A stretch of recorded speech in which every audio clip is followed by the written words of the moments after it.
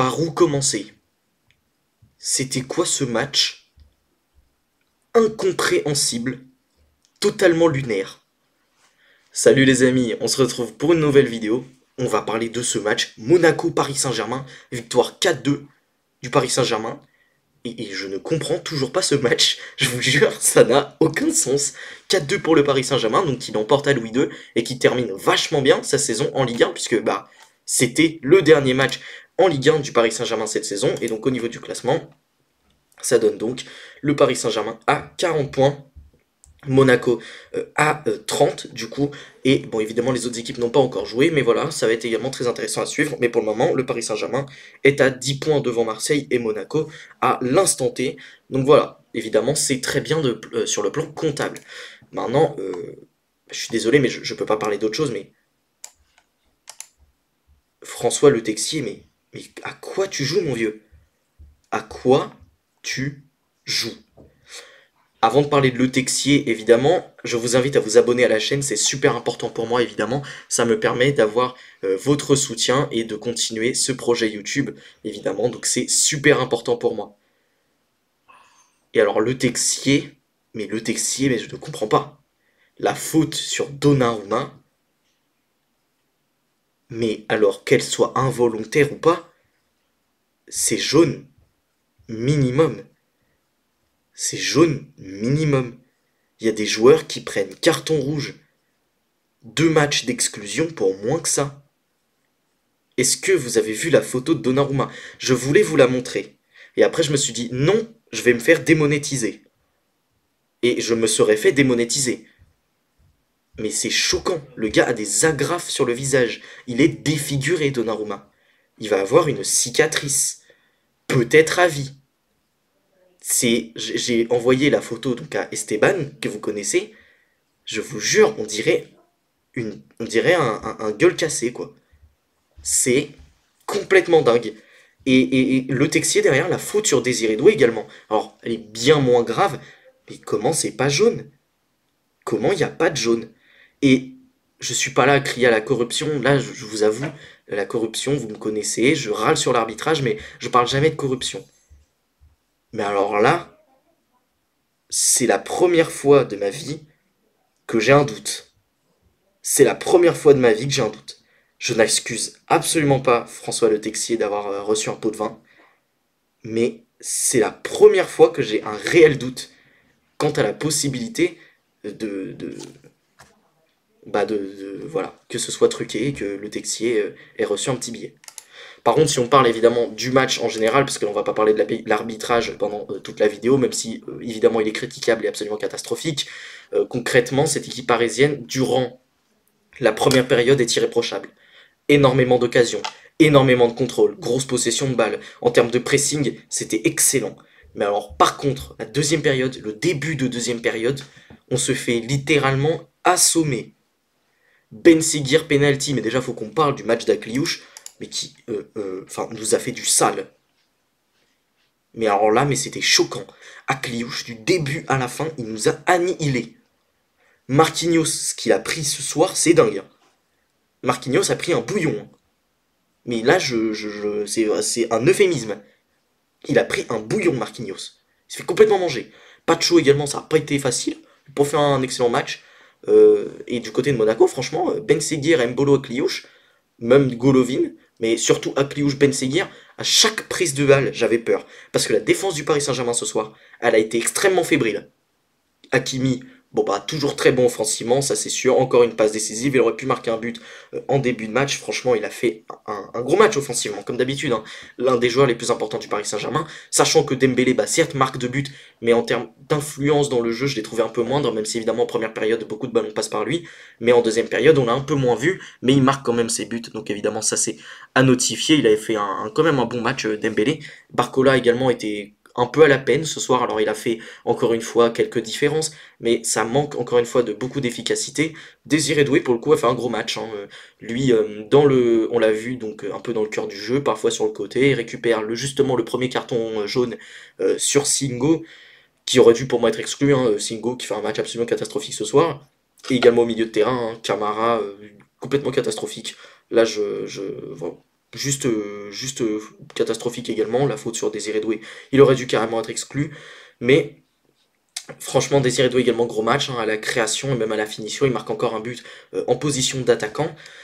Mais franchement, là, la défense parisienne m'a fait très peur. Et Neves, dans ce poste de latéral gauche, que a parfois occupé Warren Zaïre-Emery, hein, d'ailleurs c'était même plutôt Joao Neves un petit peu plus haut. Concrètement, là, deux touches dans la surface adverse, ok, 5 passes dans le dernier tiers, 4 passes longues précises, c'est plutôt bien, mais défensivement il a quand même eu moins d'impact. Ça reste 2 tacles réussis, 2 dégagements, mais 2 blocages, mais 0 dégagement, 0 interception, 5 actions défensives, 3 récupérations, mais c'est tout de même fait dribbler 2 fois. Neves, ça a été un bon match, mais moyen, j'ai envie de dire, c'est peut-être son premier match moyen. Vitinha par contre a fait un assez bon match. Alors lui, il a distribué quelques bons ballons, quand même 4 dribbles réussis également, 9 passes dans le dernier tiers, 8 passes donc précises comme d'habitude, toujours excellent à la création et à la construction surtout des occasions, mais ça voilà, vous connaissez Vitinha de toute façon, il est excellent. Fabien Ruiz également nous a fait un bon match, il a même donné une très belle passe décisive à la fin pour Dembélé, il a fait un match franchement intéressant, même si je l'aurais aimé le voir un peu plus tranchant dans ses frappes, mais bon au final, même sur sa frappe, arrêté par Keun, bah, il a été décisif parce que Dembélé la récupère et marque. Voilà, ça reste quand même 4 passes longues précises. Défensivement également pas mal d'impact. Donc voilà, très fort, très bon match de Fabien Ruiz. Et Warren, qui a également fait un assez bon match, toujours dans ce travail de l'ombre. 4 passes dans le dernier tiers, 2 ballons longs précis, mais également, enfin, défensivement, 11 récupérations, 6 actions défensives, 3 interceptions, un tacle un dégagement de la tête. Il a su également porter le ballon. Il a été plutôt intéressant, Warren Zaïre-Emery. Match pas mal ce soir. Barcola, comme j'ai dit, qui a beaucoup essayé mais qui a peu réussi, c'est dommage. Un dribble réussi. Et Dembélé, pour le coup, bah, qui marque ses 2 buts, qui a été très décisif ce soir. Franchement, ça fait plaisir. Moi, j'aime bien le Dembélé décisif qui, justement, par sa vitesse, a pu nous créer pas mal d'occasions. Donc voilà, pas mal. Et Désiré Doué également buteur. Donc ça fait plaisir. Gros match, encore une fois, de Désiré. Mais si on regarde un peu les statistiques, bon déjà on voit qu'au niveau des XG, bah, Monaco est au-dessus. 1,98, Monaco a su se créer énormément d'occasions face au Paris Saint-Germain. Un Paris Saint-Germain qui a été assez fébrile défensivement ce soir. Et heureusement qu'on a pu compter sur un énorme Matvei Safonov. Énorme, j'abuse un peu, mais qui nous a fait un assez bon match. Surtout qu'il remplaçait au pied levé comme ça Donnarumma, donc c'était pas facile. Donc voilà, on a beaucoup subi, mais au final on a quand même gagné. Mais par contre, 17 tirs, 12 cadrés. Bon bah on a pour le coup cadré énormément nos frappes, donc ça fait plaisir, on a que 1,76, mais forcément, comme je l'ai dit, Monaco est au-dessus, mais je ne l'ai pas précisé, mais c'est évidemment biaisé par le penalty hein, qui augmente ce total d'XG, mais 17 tirs, 12 cadrés, c'est très inhabituel côté Paris Saint-Germain, et au final ça veut dire surtout que Keun a fait un énorme match, mais voilà, Keun a fait un bon match. Ce Paris Saint-Germain a tout de même dominé la rencontre, hein, 60% de possession. Au niveau des XG, ça a été un peu compliqué. Mais concrètement, à Louis II, on s'en est bien sorti. Surtout que Monaco, bah, comme j'ai dit en début de seconde période, a pris le dessus et a su mettre un pressing qui a fait mal un peu aux Parisiens. Surtout que j'ai trouvé personnellement que les Parisiens n'étaient pas forcément dans un excellent soir. Vitinha, son début de match est un peu poussif. Neves, ça n'a pas été terrible. Warren, bah, toujours bon défensivement, mais offensivement, ça manquait un peu de peps, comme d'habitude. Un Barcola qui ne peine à retrouver son meilleur niveau, et un Dembélé qui en première période bah, est intéressant, comme d'habitude, mais qui peine à se montrer efficace, et quand je vois ça, quand je vois cette première période, je me dis, ah bah c'est dommage que ce Paris Saint-Germain n'ait pas réussi à concrétiser un peu plus ses occasions, et au final, en seconde période, on se fait punir. Heureusement qu'on a su avoir une réaction, même s'il y a eu un espèce de ventre mou un moment dans le match, où justement, on est à 2-2, et justement on peine un peu à revenir, mais finalement Gonzalo Ramos rentre, marque son but, comme habituellement hein, j'ai envie de vous dire, à chaque entrée il marque son but, un très beau but de la tête sur un centre de Lee Kang-in, et Lee Kang-in également qui a fait une entrée plutôt intéressante. J'ai oublié de parler des remplaçants, mais franchement c'est plutôt pas mal. Lee Kang-in qui a été intéressant, Lucas Hernandez, on va pas en parler parce qu'il a été complètement catastrophique, et Gonzalo Ramos qui rentre, marquait son but, qui voilà, a su apporter de la présence dans la surface, qui d'ailleurs à un moment fait un très beau décalage sur Dembélé, qui malheureusement met sa frappe dans les bras du gardien. Mais voilà, franchement, gros match des entrants également, même si on retiendra pas l'entrée catastrophique de Lucas Hernandez d'ailleurs, qui est rentré. Alors, Lucas Hernandez, il a été bon pour défendre en avançant, mais alors défendre en reculant, c'était n'importe quoi. Voilà, c'est tout. Et je voulais également parler du penalty. Safonov est pas passé loin de l'arrêter. Franchement, il était du bon côté. Mais par contre, Ben Seghir a très bien tiré. Et moi, ma vraie question, c'est le PSG sur les côtés défend super mal. Le PSG, quand il y a des ailiers un peu rapides, un peu techniques, qui prennent la vitesse, qui sont des bons dribbleurs, mais on se fait complètement manger. La fameuse action où je crois, bah non mais c'est Aclio, juste il fait l'action de A à Z, où le gars fait je sais pas combien de double contact, qu'il arrive, qu'il centre pour Minamino, et finalement c'est arrêté par Safonov, mais cette action-là, mais comment c'est possible qu'en une touche de balle, un gamin très jeune comme Akliouche puisse autant mettre le feu dans une défense et autant nous désorganiser. Mais d'ailleurs Marquinhos, faut qu'on en parle. À la relance et défensivement, ça a été n'importe quoi. Et franchement, vivement la trêve, parce que là, ce match face à Lens, je suis pas rassuré, parce que moi, évidemment, j'ai envie qu'on la gagne, cette Coupe de France. Mais la performance défensive ce soir des Parisiens est assez inquiétante. Mais la performance des Monégasques également a été assez inquiétante, il faut qu'on en parle également.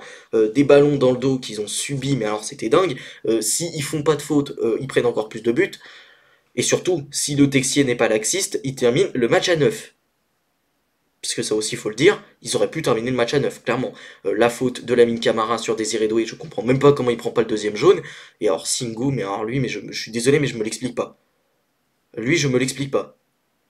Je comprends pas. Franchement, là, sur Singo, je comprends pas. Bon, les amis, c'est peut-être pas le meilleur débrief que vous avez eu, mais franchement, j'étais tellement choqué de la blessure de Donnarumma et de tout ce match, hein, qui, dans le scénario, n'a absolument aucun sens. Et de toute façon, les gars, les débriefs se suivent et se ressemblent. C'est tout le temps la même chose à relever avec ce Paris Saint-Germain. Énormément de contrôle.